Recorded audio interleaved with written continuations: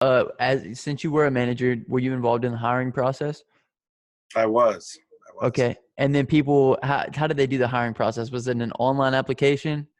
Yeah, you do an online application, which I don't really like that because you don't get to see the person who's applying. Right. But yeah, it was an online I application. hate online applications. I remember whenever I used to work, like, or whenever I was looking for jobs when I first started looking for jobs, it was like everywhere you went, they were like, "Go ahead and fill out an application online, and then we'll get back with you." And I was just like, "Man, how are you supposed to separate yourself on an application that you're just turning online?" You know? Yeah, and I actually, um, and this is just a tip, it's kind of side note. If you do that and you go to a place, because pretty much all places now, they make you do an online application. Right. The way to set yourself apart from everybody else is you make yourself seem more eager. So you put in the application, and then after you put in the application, call Right. and say, "Hey, did you get my application?"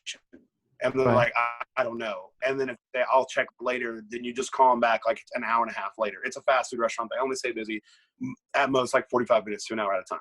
So you Right. call, and then they'll finally, you bug them enough, they'll look at your application, and then they'll either tell you on the phone, like, yeah, I want you to come in for an interview, or you just keep calling and calling and calling and calling until they're like, just come Leave us in. alone. Yeah. Yeah. Okay. Or leave us alone. Yeah, Um, exactly. so that was a way that somebody could set themselves apart on that online application process then.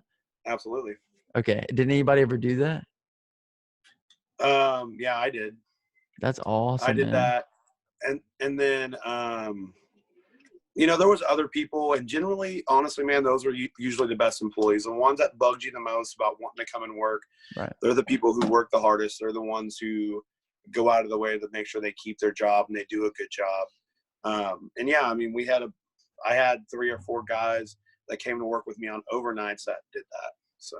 That's awesome, man. So when you're deciding who to pick through all these online applications, are you just picking at random? Is there anything you're looking for in those applications? I mean, obviously this is a minimum wage fast food job, so you're not looking for anything crazy, but you know what I'm trying to say, right?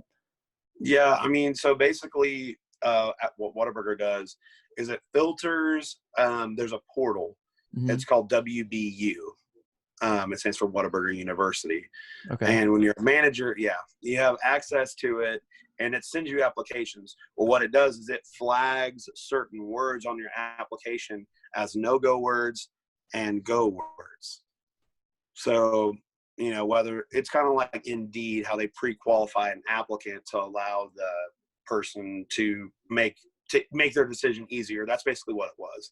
And people who had a lot of green flags, those would be the ones who would get called in first. And basically, whenever we needed people and there'd be not a lot of applications, that's when you start reaching into the barrel of red flags, which I never really noticed a difference in employees that had green flags versus red flags. So. Wow, that's incredible. I had no idea that that much went into it actually. So is there like I don't know if you remember the application process, but is there like a questionnaire or something? Is there like a personality questionnaire that kind of will Yeah, there's give two. off? There's a personality questionnaire, and then there's an aptitude questionnaire. Mm, So, and then on the personality questionnaire, it kind of mattered, but the aptitude questionnaire, if you got more than 10 questions wrong, basically your application was disqualified. And it was like a 70 question. no way. Dude, that's incredible. They don't give you that kind of insight. I remember one time I applied for a job at a racetrack, and I thought the funniest thing, they made me do like a kind of questionnaire similar to that. And I thought the funniest thing was the last question on the application was, "What was your race?" And then I put white, and then that was it. They didn't ask me any more questions after that.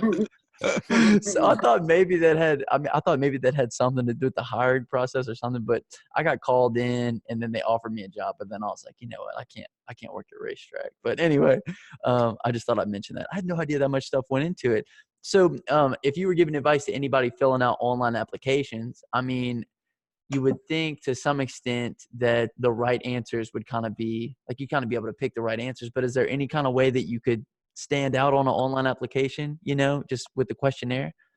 I mean, as far as the questionnaire, man, not really. I would say basically, there's plenty of time to do it.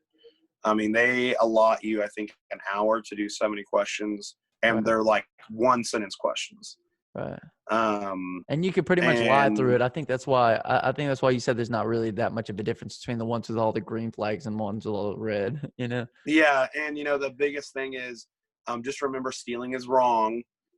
There's a lot of questions about stealing. There's a lot of like basic addition, 1+1. If you have one chicken strip and then they add 2 chicken strips, it's 3 chicken strips. It's not complex. But just pay attention. The personality questionnaire deals a lot with like integrity and, if you see somebody doing something bad, would you Right. tell on them, even if you wouldn't say that you would, or you're not going to get it. Absolutely. That should be common Then sense for people, right? absolutely. But as far as that, man, the biggest thing is experience. Try to have some sort of work experience on there, especially when you're young. Mm, Put on there that you cut your neighbor's grass for $10, or whatever, and that shows people that you know how to work, that you're willing to work, and that you sustain some sort of work ethic. Because even though it is fast food, there you have hundreds of people applying every day. right. Thanks so much for watching the video. If you enjoyed it, give it a like for me. And also leave me something down in the comment section.